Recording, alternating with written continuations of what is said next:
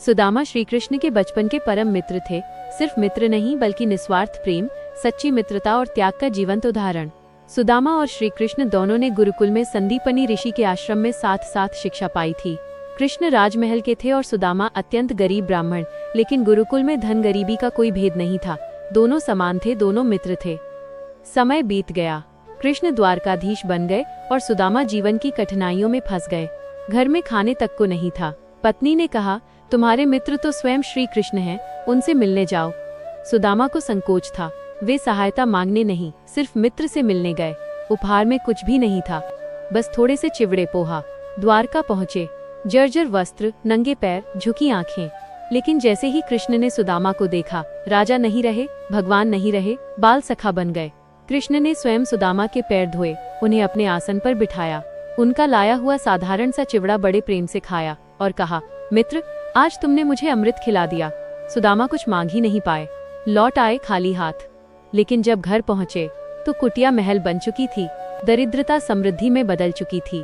कृष्ण ने बिना मांगे सब कुछ दे दिया। सुदामा केवल एक व्यक्ति नहीं थे, वे जीवात्मा का प्रतीक थे और श्री कृष्ण परमात्मा।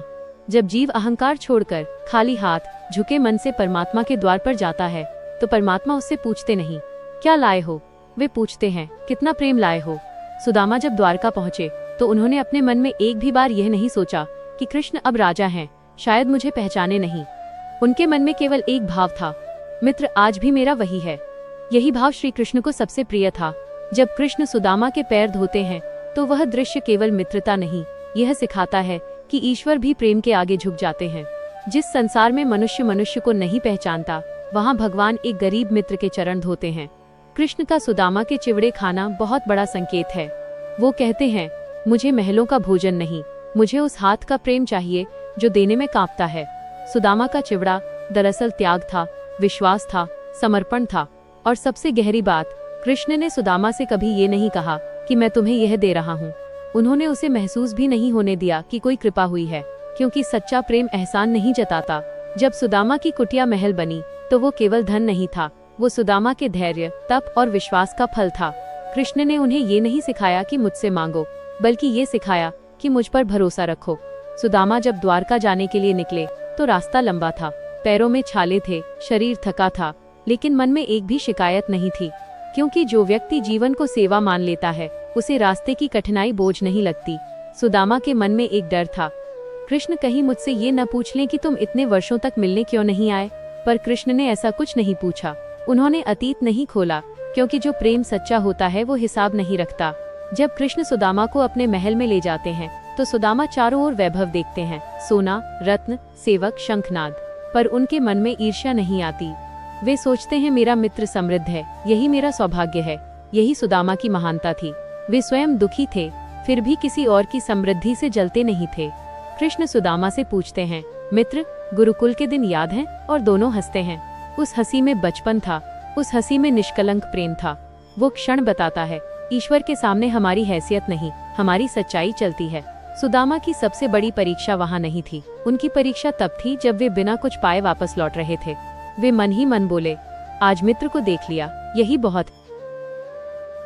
जब सुदामा द्वारका से लौट रहे थे तो उनके मन में कोई उत्साह नहीं था, कोई निराशा नहीं थी, बस एक अद्भुत शांति थी। ये वही शांति थी जो तब आती है जब मनुष्य ये स्वीकार कर लेता है कि जो होना था हो गया। ये बहुत बड़ी अवस्था है। अधिकतर लोग मंदिर से भी खाली मन से लौटते हैं। सुदामा खाली हाथ होकर भी पूर्ण मन से लौटे। रास्ते में उन्होंने सोचा, कृष्ण ने मुझे गले लगाया, मेरे आंसू देखे, मेरे बचपन को याद किया, इतना ही मेरे लिए पर्याप्त है। यही सुदामा साधारण मनुष्य से ऊपर उठ जाते हैं, क्योंकि जो व्यक्ति सम्मान में संतुष्ट हो जाए उसे धन की भूख नहीं रहती। अब जरा सुदामा की पत्नी को देखो, वो जानती थी कि कृष्ण भगवान है, पर उन्होंने भी सुदामा से कहा था, जाओ और मांगो, बल्कि कहा था, जाओ और मिलाओ। ये भी बहुत गहरी बात है, क्योंकि सुदामा की पत्नी जानती थी, मित्रता का दरवाजा मांगने से नहीं, मिलने से खुलता है। जब सुदामा घर पहुंचे और कुटिया के स्थान पर महल देखा तो वे चौंके नहीं, उछले नहीं, अहंकार में नहीं आए। उन्होंने बस आंखें बंद की और मन ही मन कृष्ण को प्रणाम किया। उन्होंने ये नहीं कहा, कृष्ण ने मुझे अमीर बना दिया। उन्होंने ये सोचा, कृष्ण ने मेरी मर्यादा रख ली। यही फर्क है कृपा और लालच में। सुदामा ने उस धन का उपयोग भोग के लिए नहीं, सेवा के लिए किया। भूखों को खिलाया, दुखियों को सहारा दिया और स्वयं वैसे ही सरल रहे जैसे पहले थे। इसलिए शास्त्र कहते हैं, सुदामा धनवान हुए पर आसक्त नहीं हुए। सुदामा के जीवन में एक बात कभी नहीं बदली, उनका स्वभाव। धन आया, सम्मान आया, सुख आया, पर सुदामा वही रहे जो पहले थे, सरल, मौन, विनम्र। कृष्ण जानते थे अगर धन गलत हाथ में गया तो अहंकार बन जाएगा, लेकिन सुदामा के हाथ में गया तो सेवा बन जाएगा। इसीलिए कृष्ण ने देर की, पर जब दिया पूरा दिया। ये भी एक गूढ़ संकेत है। ईश्वर देर से देता है, पर जब देता है तो इस तरह देता है कि मनुष्य टूटे नहीं, बिगड़े नहीं। अब एक और गहरी परत देखो। सुदामा ने कृष्ण को कभी भगवान कहकर नहीं पुकारा, वे कहते थे मित्र। और कृष्ण ने सुदामा को कभी गरीब ब्राह्मण नहीं कहा, वे कहते थे सखा। यही कारण है कि यह कथा भक्ति से ऊपर उठकर संबंध की कथा बन जाती है। आज का मनुष्य भगवान से कहता है मुझे ये चाहिए, वह चाहिए, लेकिन सुदामा कहते हैं तू चाहिए, और जहाँ तू चाहिए आ जाता है वहाँ बाकी सब अपने आप चला आता है। कृष्ण ने सुदामा को ये नहीं सिखाया कि जीवन में दुख क्यों आते हैं, उन्होंने ये सिखाया कि दुख में भी गरिमा कैसे रखी जाती है। सुदामा के पास शिकायतों की लंबी सूची हो सकती थी, गरीबी, भूख, अपमान, संघर्ष, पर उन्होंने किसी से कुछ नहीं कहा, क्योंकि वे जानते थे जो भीतर मजबूत हो जाए उसे बाहर के सहारे की जरूरत नहीं रहती। और यही कृष्ण का सबसे बड़ा वरदान था, धन नहीं, आंतरिक स्थिरता। इसलिए शास्त्र कहते हैं सुदामा की असली संपत्ति उनका महल नहीं था, उनका हृदय था। कृष्ण सुदामा के जीवन में अचानक नहीं आए थे, वे तो हमेशा वहाँ थे, हर भूखी रात में, हर अपमानित सुबह में, हर टूटते विश्वास के क्षण में। लेकिन सुदामा ने कभी ये नहीं कहा कृष्ण तुम कहाँ हो, उन्होंने कहा मैं जहाँ हूँ वहीं ठीक हूँ। यही कारण है कि कृष्ण उन्हें वहाँ से उठाकर ऊंचाई पर ले गए। अब एक और गहरी बात देखो, सुदामा ने कभी अपने बच्चों को ये नहीं सिखाया कि भगवान से डरना चाहिए, उन्होंने सिखाया भगवान पर भरोसा करना चाहिए। डर से भक्ति पैदा नहीं होती, भरोसे से संबंध बनता है। कृष्ण ने सुदामा की गरीबी नहीं हटाई, उन्होंने गरीबी का दर्द हटा दिया। इसलिए जब धन आया तो सुदामा डरे नहीं, बदले नहीं। यह कथा हमें ये भी बताती है कि जो व्यक्ति चुपचाप संघर्ष करता है उसे ईश्वर भी चुपचाप सम्मान देता है। सुदामा के जीवन में कोई चमत्कार नहीं हुआ, कोई आकाश नहीं फटा, कोई शंखनाद नहीं हुआ, बस एक दिन जीवन बदल गया। यही सबसे बड़ा चमत्कार है। और अंत में सबसे जरूरी बात, अगर कभी जीवन में लगे कि आप बहुत अच्छे हैं फिर भी जीवन कठिन है तो सुदामा को याद करना। और अगर कभी लगे कि आपके पास बहुत कुछ है फिर भी मन खाली है तो कृष्ण को याद करना, क्योंकि सुदामा हमें सहना सिखाते हैं और कृष्ण जीना। यही कारण है कि यह कथा कभी पूरी नहीं होती। ये हर उस व्यक्ति के जीवन में फिर से शुरू हो जाती है जो बिना मांगे प्रेम करता है, बिना शर्त निभाता है और बिना शिकायत भरोसा करता है। आज का सुदामा सुबह जल्दी उठकर मेहनत करता है, ईमानदारी से काम करता है, फिर भी जीवन में संघर्ष रहता है। वह शिकायत कम करता है और सहन ज्यादा। आज का कृष्ण किसी मंदिर में नहीं, किसी इंसान के भरोसे, किसी मित्र की मुस्कान, किसी अनजाने सहारे में छिपा होता है। लेकिन हम अक्सर कृष्ण को वहीं खोजते हैं जहां शोर है, और वे वहां होते हैं जहां मौन है। सुदामा की सबसे बड़ी विशेषता ये थी कि उन्होंने कभी अपने दुख को अपनी पहचान नहीं बनने दिया। वे गरीब थे लेकिन दरिद्र नहीं थे, क्योंकि दरिद्रता जेब में नहीं मन में होती है। आज जब इंसान अपनी तुलना दूसरों से करता है तब दुखी होता है। सुदामा ने कभी तुलना नहीं की, उन्होंने जीवन को स्वीकार किया और जीवन ने उन्हें सम्मान दिया। कृष्ण और सुदामा की मित्रता हमें ये भी सिखाती है कि हर रिश्ता बराबरी से नहीं, सच्चाई से चलता है। एक के पास सब कुछ था, दूसरे के पास कुछ भी नहीं, फिर भी दोनों के बीच कोई दूरी नहीं थी। आज रिश्ते टूटते हैं क्योंकि लोग बदल जाते हैं। यह मित्रता अमर है क्योंकि दोनों नहीं बदले। और अब सबसे अंतिम गहराई, जब सुदामा कृष्ण से मिले तो वो केवल एक मिलन नहीं था, वो संदेश था। सोचो, अगर कृष्ण सुदामा को धन न देते तो भी क्या ये कथा छोटी हो जाती? नहीं, क्योंकि इस कथा की महानता धन में नहीं, दृष्टि में है। कृष्ण सुदामा को यह दिखाना चाहते थे कि तुम जैसे हो वैसे ही पूर्ण हो। धन तो केवल बाहरी व्यवस्था थी, असल उपहार था स्वीकार किया जाना। इस दुनिया में सबसे गहरा घाव भूख से नहीं लगता, घाव लगता है अनदेखा हो जाने से। और कृष्ण ने सुदामा को सबके सामने देखा, अपनाया, गले लगाया। यही कारण है कि सुदामा की आंखों से आंसू बहे, पर वे दुख के नहीं थे, वे थे पहचाने जाने के आंसू। अब एक और रहस्य देखो, कृष्ण ने सुदामा को कभी ये नहीं बताया कि उनका जीवन पहले से तय था। उन्होंने उन्हें ये नहीं कहा कि सब कुछ मेरी इच्छा से हुआ, क्योंकि अगर इंसान को ये कह दिया जाए तो उसका संघर्ष व्यर्थ लगने लगता है। कृष्ण ने सुदामा को ये महसूस कराया कि तुम्हारा हर संघर्ष अर्थपूर्ण था, यही ईश्वर की सबसे बड़ी करुणा है, वो हमारे दर्द को व्यर्थ नहीं होने देता। सुदामा की कथा ये भी सिखाती है कि हर इंसान के जीवन में एक ऐसा क्षण आता है जब वो थककर चुप हो जाता है। वो न रोता है, न मांगता है, बस चलता रहता है। उसी क्षण ईश्वर सबसे पास होते हैं, क्योंकि ईश्वर शोर में नहीं आते, वे उस मौन में आते हैं जहाँ अहंकार थक चुका होता है। और अंत में अगर इस कथा को एक पंक्ति में बांधना हो तो वो ये होगी, जो प्रेम में झुक गया उसे ईश्वर ने उठा लिया।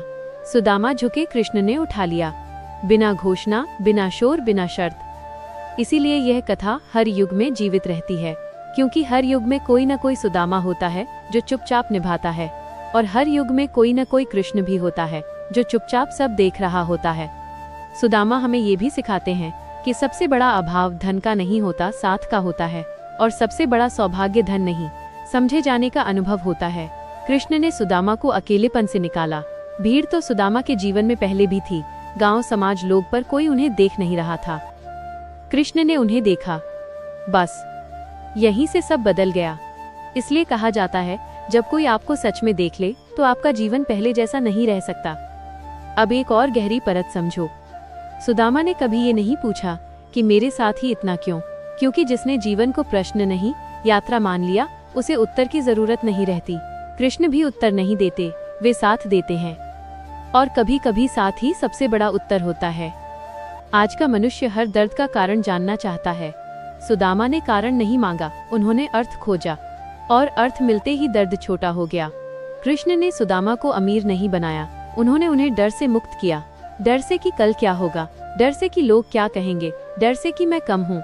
और जब डर चला जाता है तो जीवन अपने आप समृद्ध हो जाता है। इसलिए सुदामा की कथा का सबसे गहरा रहस्य ये है, ईश्वर पहले मन को बदलता है, फिर परिस्थितियाँ। अगर आज कोई ये कथा सुन रहा है और मन में ये भाव आ रहा है, ये मेरी कहानी है, तो समझ लेना कृष्ण ने दस्तक दे दी है। क्योंकि ये कथा सिर्फ सुनी नहीं जाती, ये उसी को सुनाई देती है जो इसके लिए तैयार होता है। और अंत में एक शांत सा वाक्य जो सब कुछ कह देता है, जब तुम थककर भी सही बने रहते हो तो समझ लो कृष्ण बहुत पास हैं। ये कथा यहाँ नहीं रुकती, ये हर उस दिन आगे बढ़ती है जिस दिन तुम बिना शिकायत अपना कर्तव्य निभाते हो, बिना शोर अपने मूल्यों को बचाते हो। कृष्ण अब बालक नहीं रहे थे, पर गोकुल आज भी उन्हें माखन चोर ही कहता था, क्योंकि नाम नहीं बदला, भाव नहीं बदला, बस लीला सूक्ष्म हो गई थी। एक दिन एक गोपी ने कहा, कान्हा जब तुम छोटे थे तो माखन चुराते थे, अब क्या चुराते हो? कृष्ण मुस्कुराए, आंखें आधी बंद की, धीरे बोले, अब मैं लोगों का डर चुराता हूँ, उनकी निराशा चुराता हूँ, उनकी रातों की नींद चुराता हूँ। गोपी चुप हो गई। आज का मनुष्य भी कृष्ण से यही पूछता है, तुम हो तो सही, पर दिखाई क्यों नहीं देते? कृष्ण कहते हैं, मैं दिखाई नहीं देता, मैं अनुभव होता हूँ। कभी आपने ध्यान दिया है, जब सब गलत चल रहा होता है फिर भी मन कहता है सब ठीक हो जाएगा? वो आवाज आपकी नहीं होती, वह वही है जो माखन चुरा रहा है। कृष्ण कभी खाली घर में नहीं आते, वे वहीं आते हैं जहाँ कोई बैठा हो, थका हो और मन ही मन कह रहा हो, बस अब और नहीं। उसी क्षण माखन चोरी होती है। एक और दिन एक गोपी बहुत चतुर थी, उसने कहा, कान्हा आज मैंने माखन नहीं बनाया, देखते हैं तुम आते हो या नहीं। कृष्ण आए, खाली मटका देखा, फिर गोपी की आंखों में देखा, बोले, आज तुमने माखन नहीं बनाया पर प्रतीक्षा की है, और उसी प्रतीक्षा को कृष्ण ले गए। ये बहुत बड़ी बात है। कभी कभी हमारे पास देने को कुछ नहीं होता, न समय, न साधन, न शब्द, बस इंतजार होता है, और कृष्ण उसी को चुरा लेते हैं। अब समझिए, यह है अंतिम सूत्र। कृष्ण माखन इसलिए चुराते थे क्योंकि माखन पिघलता है, जो पिघलता है वही भगवान तक पहुंचता है, जो कठोर है वो टूटता है। आज भी अगर आप अपने आंसू रोक लेते हैं, अपने दुख छुपा लेते हैं, तो कृष्ण दूर रहते हैं, पर जिस दिन आप मन से पिघल जाते हैं उसी दिन माखन चोरी होती है। और इसलिए कृष्ण ने कभी कहा नहीं, मुझसे डरो, उन्होंने ये सिखाया, मुझसे अपनापन रखो। अब ये कथा यही नहीं रुकती, क्योंकि जिस दिन आप किसी और का दुख अपना समझ लेते हैं उसी दिन आपके भीतर भी कृष्ण जन्म लेते हैं। अगर आप चाहें तो अगला जोड़ मैं ऐसे कर सकता हूँ। कृष्ण कहते हैं, तुम सोचते हो मैं गोकुल में ही माखन चुराता था, नहीं, मैं हर युग में हर दिल में माखन चुराता हूँ। आज का मनुष्य माखन नहीं बनाता, पर वह रोज कुछ न कुछ मथता है, चिंताओं को मथता है, संघर्षों को मथता है, अकेलेपन को मथता है, और जब बहुत थक जाता है तो मन के किसी कोने में एक नरम सा भाव बनता है, बस वही कृष्ण आते हैं। कभी आपने देखा है, जब आप बहुत दुखी होते हैं और कोई बिना पूछे सिर्फ पास बैठ जाता है, वही कृष्ण है। जब कोई शब्द नहीं मिलता फिर भी आंखें हल्की हो जाती हैं, वही माखन चोरी है। कृष्ण कहते हैं, मैं वहाँ नहीं आता जहाँ लोग मुझे साबित करना चाहते हैं, मैं वहाँ आता हूँ जहाँ लोग मुझे याद करते हैं। एक और लीला सुनिए। एक दिन गोकुल में एक आदमी आया, बहुत ज्ञानी, बहुत पढ़ा लिखा। बोला, मैं कृष्ण को पहचानता हूँ, मैं जानता हूँ वे कौन हैं। कृष्ण सामने खड़े थे, मुस्कुरा रहे थे, पर उस आदमी ने उन्हें देखा ही नहीं। क्यों? क्योंकि उसके मन में ज्ञान था पर नम्रता नहीं। थोड़ी देर बाद एक साधारण गोपी आई, कुछ बोली नहीं, बस हाथ जोड़ लिए। कृष्ण खुद चलकर उसके पास गए। यही अंतर है, कृष्ण ज्ञान से नहीं, झुकाव से मिलते हैं। अब इसे अपने जीवन से जोड़िए। जब आप कहते हैं मैं सब समझता हूँ, कृष्ण चुप रहते हैं। जब आप कहते हैं मुझे कुछ समझ नहीं आता, कृष्ण पास आ जाते हैं। कृष्ण माखन इसलिए भी चुराते थे क्योंकि माखन नरम होता है और भगवान सिर्फ नरम दिलों में उतरते हैं। जो दिल कठोर हो जाए वहाँ भगवान नहीं, केवल तर्क रहते हैं। आज अगर आपके भीतर थोड़ी सी करुणा बची है, थोड़ी सी सच्चाई बची है, थोड़ी सी संवेदना बची है, तो समझ लेना कृष्ण अभी भी आपके जीवन में माखन चुरा रहे हैं।